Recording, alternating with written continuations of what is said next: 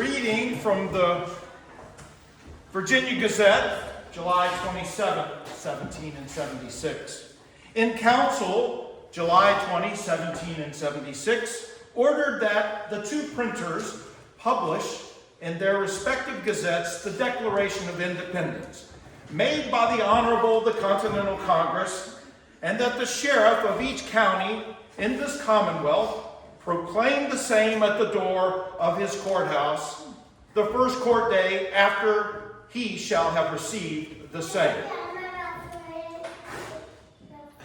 July 25, 1776, the Declaration of Independence of the United Colonies was proclaimed in Williamsburg and received with universal applause under a discharge of cannon, firing of small arms, illuminations in the evening. 250 years ago today was the first reading of the Declaration of Independence in Virginia.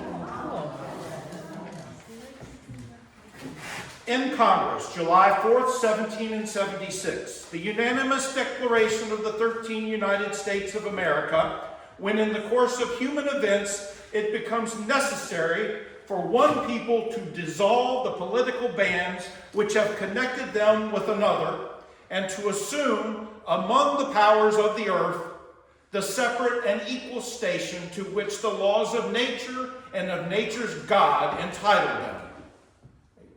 A decent respect to the opinions of mankind requires that they should declare the causes which impel them to the separation. We hold these truths to be self-evident, that all men are created equal, that they are endowed by their Creator with certain unalienable rights, that among these are life, liberty, and the pursuit of happiness, that to secure these rights, governments are instituted among men, deriving their just powers from the consent of the governed, that whenever any form of government becomes destructive of these ends, it is the right of the people to alter or to abolish it and to institute new government, laying its foundation on such principles and organizing its powers in such form as to them shall seem most likely to affect their safety and happiness. Prudence, indeed, will dictate that governments, long established, should not be charged for light and transient causes. And accordingly, all experience hath shewn that mankind are more disposed to suffer, while evils are sufferable, than to right themselves by abolishing the forms to which they are accustomed.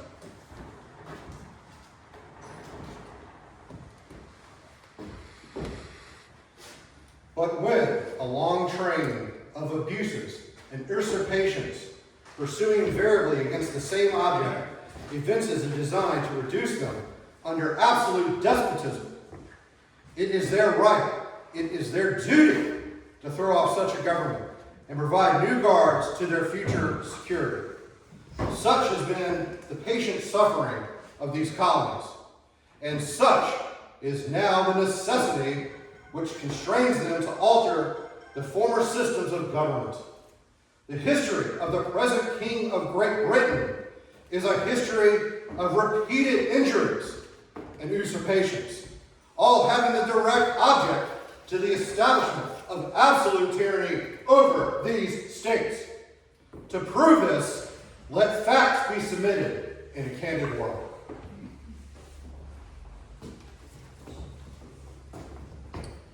He has refused to assent to laws, the most wholesome and necessary for the public good. He has forbidden his governors to pass laws of immediate and pressing importance unless suspended in their operation until his assent should be obtained. And when so suspended, he has utterly neglected to attend to them. He has refused to pass other laws for the accommodation of large districts of people unless those people would relinquish the right of representation in the legislature, a right inestimable to them and formidable to tyrants only. He has called together legislative bodies at places unusual, uncomfortable, and distant from the depository of their public records for the sole purpose of fatiguing them into compliance with his measures. He has dissolved representative houses repeatedly, proposing with manly firmness his invasions on the rights of the people. He has refused for a long time, after such dissolutions, the causes of others to be elected, whereby the legislative powers incapable of annihilation have returned to the people for the largest of their exercise.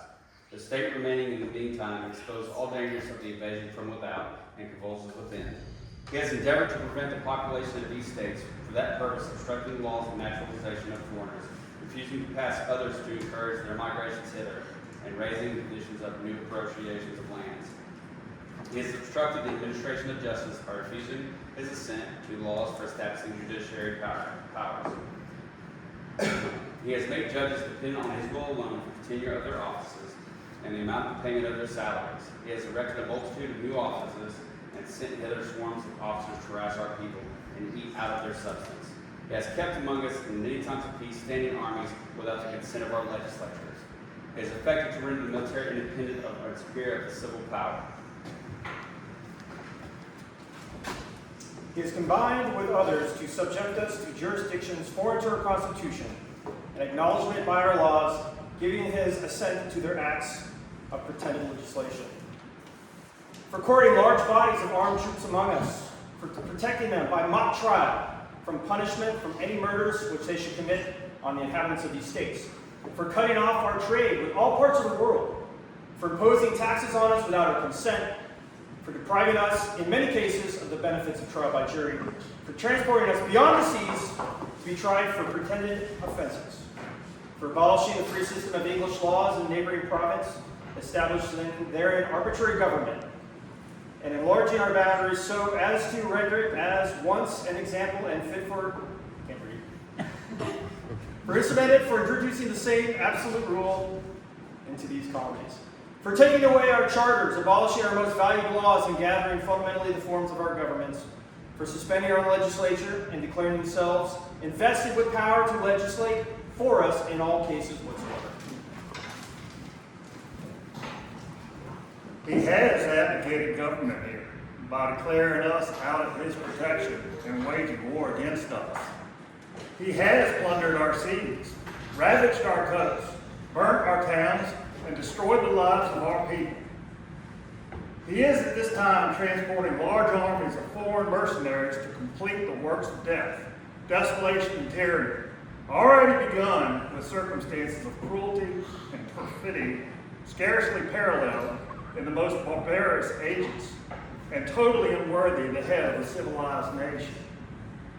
He has constrained our fellow citizens, taken captive on the high seas to bear arms against their country, to become the executioners of their friends and brethren, or to follow themselves by their own hands.